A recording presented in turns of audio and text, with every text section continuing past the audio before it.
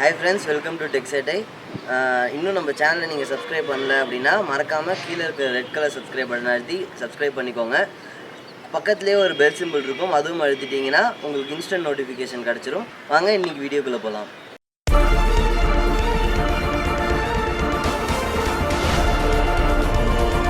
Hi friends, நீங்கள் Google assistant install பண்ணி பார்த்துட்டு அது இன்ஸ்டால் ஆகலை அப்படின்னு நினைக்கிறீங்களா? இந்த வீடியோவை லாஸ்ட் வரைக்கும் பாருங்கள்.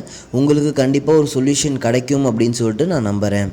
ஃபஸ்ட்டு உங்களுக்கு கூகுள் அசிஸ்டண்ட் ஏற்றணும் அப்படின்னா கண்டிப்பாக உங்களோட மொபைல் மேஷ்மெலோ 6.0க்கு மேலே இருக்கணும். அதோட ஓஎஸ், நம்ம மொபைலோட ஓஎஸ் மேஷ்மெலோ 6.0 இருக்கணும். இதை வேறு அதிகமாக இருக்கணும். அதுக்கு கீழே இருக்கிற கிட்கேட்டோ இல்லாட்டி வேறு ஏதாச்சும் ஆண்ட்ராய்டு ஆப்ரேட்டிங் சிஸ்டமாக இருந்துச்சுன்னா அஃபிஷியலாக தந்த இந்த மெத்தட் ஒர்க் ஆகாது.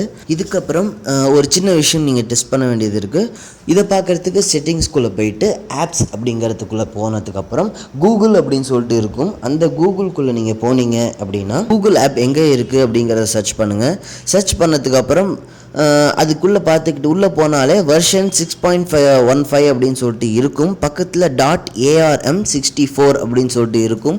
உங்களோட மொபைல் .arm64 அப்படின்னு சொல்லிட்டு இருந்துச்சுன்னா மட்டும்தான் உங்களுக்கு இந்த கூகுள் அசிஸ்டண்ட் எடுக்கும் அப்படிங்கிறது ஒரு உண்மை. ஸோ .armனு இல்லை அப்படின்னா ஃபுல்லாக அப்கிரேட் பண்ணுங்கள்.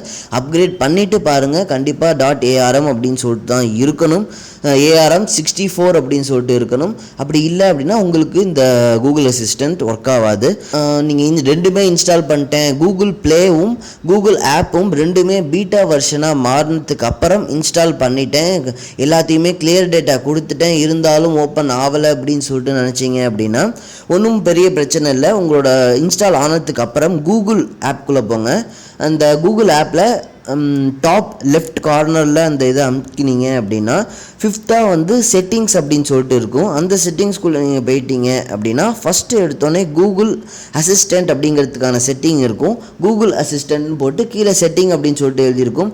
அதுக்குள்ளே நீங்கள் போனீங்க அப்படின்னா ஒரு விண்டோ வரும். அந்த விண்டோவில் கீழே கொஞ்சம் ஸ்வைப் பண்ணி பார்த்தீங்கன்னா கூகுள் அசிஸ்டண்ட் அப்படிங்கிறது ஒரு எனேபிளில் இருக்காது. அதை எனேபிள் பண்ணிவிட்டு வெளியில் ஹோம் பட்டனை லாங் ப்ரெஸ் பண்ணிங்கனாலோ இல்லாட்டி ஓகே கூகுள் சொன்னீங்கனாலோ நீங்கள் கூகுள் அசிஸ்டண்ட்டை யூஸ் பண்ணலாம். இந்த வீடியோ உங்களுக்கு பிடிச்சிருக்கும்னு நினைக்கிறேன்.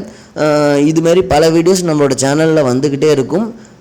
மறக்காமல் சப்போர்ட் பண்ணுங்கள். என்னோடய மற்ற வீடியோஸையும் பாருங்கள், உங்களுக்கு ரொம்ப பிடிச்சிருக்கும்.